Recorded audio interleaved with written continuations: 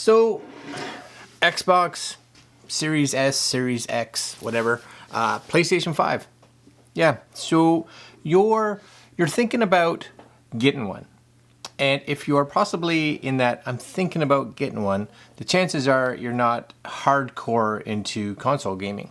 Because if not, you probably would have found out some way of getting one already, and you've made your decision. I am not a hardcore gamer by any means. I enjoy playing certain games, and I have been able to get an Xbox Series S, an Xbox Series X, and a PS5. So if you really want one, if you've really wanted one, the chances are you've been able to find one. And no, I didn't buy them off of some crazy marked up site. I got them at your normal stores. And my Xbox, both the S and the X, I got directly from Microsoft. So I paid for them. I was just fortunate enough to spend time trying to get one. But the real question today is, if you are looking at one of these, as a casual gamer like myself, which one should you get? So I don't think anybody, and that's again including me, anybody can tell you which console you should get. There's just so many little components of that question that need answering, which only you can answer, that will be able to help you decide. So yes, I have an Xbox Series S, Series X, and a PS5, and there is actually reasons why I got them. And let's talk about the first console that I got, which was the Xbox Series S. And of course, as a casual gamer, I was like, I wanted a newer console, and I actually ordered this one when they were up for pre-release right at the very beginning, so like last year. Maybe it's been over a year now. Anyways, I got one, Series S. I was like, that's fine, it's going to do what I need it to do. And exactly it has. And to be honest with you, if I hadn't bought the Series X or hadn't bought the PlayStation 5 and I only had the Series S, would I be happy? Yeah, 100%. We have a 4K TV. We have a bunch of 4K TVs. Actually, you can maybe see one right there. There's one right there. That's got the Series X on it right now. Doing an update. But the Series S, let's 100% take away pixel peeping. Because I'm going to say this without question. If you are someone that's going to be staring at your monitor or your TV and being like, which one's better? Well, the Series X and the PlayStation 5 are going to be better. And if you require and want the best, then the Series S isn't even something you should be looking at. Go right to the X or the PS5. Then you can jump ahead and we can talk about those two. But for a casual gamer, and I'll throw both my daughter and my wife, my daughter plays a lot of games. She plays on a Xbox One S, and she plays on a PS4. Super happy. My wife, she could play on any of the consoles and she'd have no idea. She'd have no idea if they're in 1080. She had no idea if they're in 4K. She'd have no idea if the textures were better on this one versus that one. Don't care. Doesn't care. And that's most of us. What we want is a good gaming experience. And to be honest, the Xbox Series S, which is probably the cheapest of the next-gen consoles, is probably one of your best options, right? It gets you into next-gen. If you don't have the newest and greatest TV out there, doesn't matter, right? Your Xbox Series S is going to perform beautifully. You get a lot of the games that are coming out now on the Xbox have a performance or like a graphics mode, and you get that on the Series S. It's, again, the performance is a little lower than the Series X, but you get it, so you get the bonus of the next gen. You are able to play all the next gen games that are coming out, so that's awesome, because there will definitely be some games, as there are games now, that are only really playable on the Series S and X. And even though there are some that are able to play on just the Xbox One, you really do notice how slow, especially with load times, the previous generation is with the older style hard drives, and that's a big one. So I honestly think for anybody that is playing or just as a casual gamer, right? As a casual gamer that is just like, I just want to play. I want to be able to play some of the games out there. Series S is best bang for the dollar, I think. And again, we've had ours for the longest amount of time, and to this day, and again, I have all three. It is the one we play the most. Why? Because it's hooked into the upstairs TV where we all sit. It's in the living room, and it's just convenient. And nobody cares that it doesn't have 4K, 120 hertz, whatever. It plays great. All right, and then if graphics are a thing, then we go between the Xbox Series X and the PlayStation 5. And again, you know what? You're gonna see the PlayStation 5 fans that are just like, oh, it's the best console in the world, yay! And then you're gonna see the Xbox fans, and they're gonna be like, no, we're awesome. They're both awesome. They're both great consoles, without question. But there are some perks, possibly of one or the other. In my opinion, again, from someone that has been able to play on both, I do think the Microsoft system is a bit better. And hear me out for this one, why. I think the Xbox, game-wise, they're both great, whatever. They both shoot really good. The controllers are both really good. The hardware is both really good. Cosmetically, who cares? I don't, whatever. But if you look at the Xbox, I do think, because it's owned and operated by Microsoft, and you may think that's a good thing or a bad thing, whatever, you can really use the Xbox, and again, both the Series S and X, like as a little gaming PC, right? You could have that on your desk, hooked into a computer monitor. You could have a mouse and keyboard plugged into it, so if you want that real gaming experience, and so you don't have to use a controller, but you want to use a mouse and keyboard. Now, that's not all games. The games have to be compatible with it, but there are a lot and more coming. Now, just so you know, that is also a feature on PlayStation 5, so it's not just Microsoft, it's on both. But, and here's the big one, because if you want this to kind of be a budget-friendly like gaming console, or a budget-friendly gaming computer like PC, the Xbox with keyboard and mouse, because their browser is so good, like they have a real fully functional browser, you can go to Microsoft's website or Microsoft Office. They have the Office web suite, which you can actually log into, get a free account, and now you can make Word documents and all kinds of stuff, and it'll save cloud-based, and you can read documents, and you can, my guess would you be able to go to Gmail or whatever and download and log into that. And you may even be able to go to all the Google suites because it's web-based. That to me is a big one.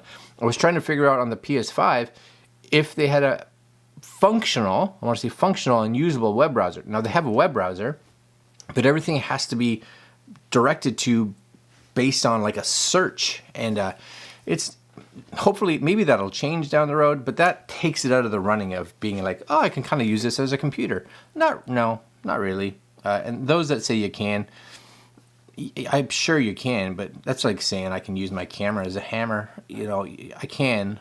It's not the best tool for it. The Xbox definitely way better in that aspect. And then, of course, you get into things like Game Pass, the Game Pass Ultimate, right? That feature, that service that Microsoft provides, fantastic. Like it's fantastic. I have not bought a full price game. If I'm going to buy a game, I wait for it to go on sale because, again, I don't play games enough to spend $80 and $100 on a game. I'd never get that money out of it. $40 possibly. $20 is my sweet spot. I like the $20 mark. But I can spend $15, $20 a month on Game Pass, and I've got more games that are accessible to me than I'll ever probably need. And you don't just get like the garbagey games that have been out there and nobody plays anymore. You're getting like first run games that get put on here that are on release date. So like Halo and Forza and Gears of War, and there's just tons of games that you're like, really, I get to play that when everybody else has to pay for it. I get it just included in my little membership deal. Yeah, I'm down with that. That's all right. And for a lot of us, you know, spending $100 on a game, you know, is like, that hurts. That hurts a little bit, right? Especially if you spend $100 on a game and then you realize you don't like it, or it's not good, or you're just like, that's not what I was hoping for. That really hurts. But $20, $15, $20 per month, I can definitely find something to play without question. So that's, to me, one of the best gaming bang for bucks out there. And of course, it's only on the Microsoft system. So you have an Xbox S, an X, an Xbox One, you have a PC, you have a smartphone. You know what? All of those can access your Game Pass account. That's a huge plus, right? That's a huge plus. Because again, when we get into Xbox versus PlayStation, I think the biggest key, because I do believe, looking at both, you know, and again, I've stared at both of them, they're both great. They're both really good, and their specs really line up with each other. So is one going to have a game that's better than the other? Sure. Is this one going to play this one better than this one? Sure. They go back and forth. It all depends on which company is better at optimizing for which platform. Honestly, that's really it. Other feature that I like on the Xbox actually is the quick resume. So if you are entering a game and you hop out of it and then enter a different game, you can switch back to the game you had on previously, and it's like instantaneous. And it'll do that until like the memory kind of fills up. So really great for those of us that have like 2 or 3 games that we kind of switch back and forth. It's like instant pop back and forth. So the loading time on these consoles, again, both are really good. But this quick resume just takes it to a whole another level. Because on the PlayStation, I switch between kind of 2 games that I play. So I'll play one game and then switch to another one. Then if I want to go back to the previous game, it has to restart again. Then if I want to go back to this game, it has to restart again. Is that a big deal? No, but it's something to be aware of, and it is a cool feature of the Xbox for sure. Last but not least, and I think this is the only thing that you have to kind of put in your head when you kind of decide which console. And you need to go online.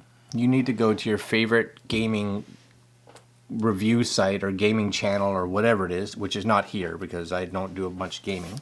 Maybe down the road, maybe somewhere down the road. And you need to look at the games, because if you go on Xbox and you go on Game Pass and you go through all that kind of stuff and you're like, I wouldn't play any of those. Well, then that's $20 wasted. It's $20 wasted because you're paying for a service that you're not going to use any of the games, right? If you look at the Xbox and you're like, no, and the games that I would play are on PlayStation, well, then you have to look, right? But if somebody has an exclusive, if you look at Microsoft, you look at Halo, you look at Forza, you look at Gears of War, you look at a lot of those games that are played or produced under the Microsoft kind of umbrella. And then you look at games over on the PlayStation 5. And that was probably the biggest reason I actually bought a PlayStation 5. And I just bought it this past Christmas, is because I wanted to play the Spider-Man games. Spider-Man? Well, there is Spider-Man games, right? Both the original and Miles Morales. I wanted to play the Uncharted series. I wanted to play Gods of War. And I got all those, and I got them all on sale. I've been super happy playing those. I can't play those games on the Xbox. They're not available.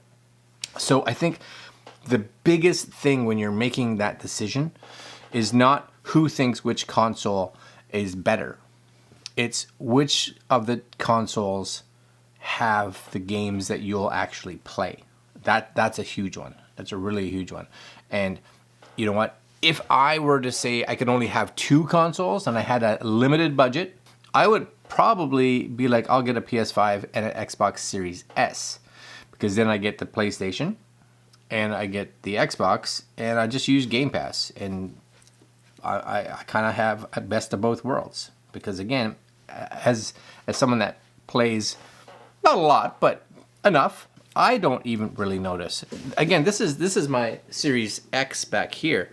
And I would say out of every 10 hours that I play games, 9 of it are upstairs on the Series S. And on occasion, I'm down here playing, which is why this one's updating, because I haven't turned it on in, I don't know, like a week or two. I've been just playing games upstairs. I don't know if this video was helpful to you or anybody, but one of the things I just want you guys to realize is that there are a lot of opinionated people out there, and when you have an opinion, you have a real problem in taking someone's ideas and thoughts and being like, no, you're right. Maybe for you, this is not the best. Maybe you should get that one.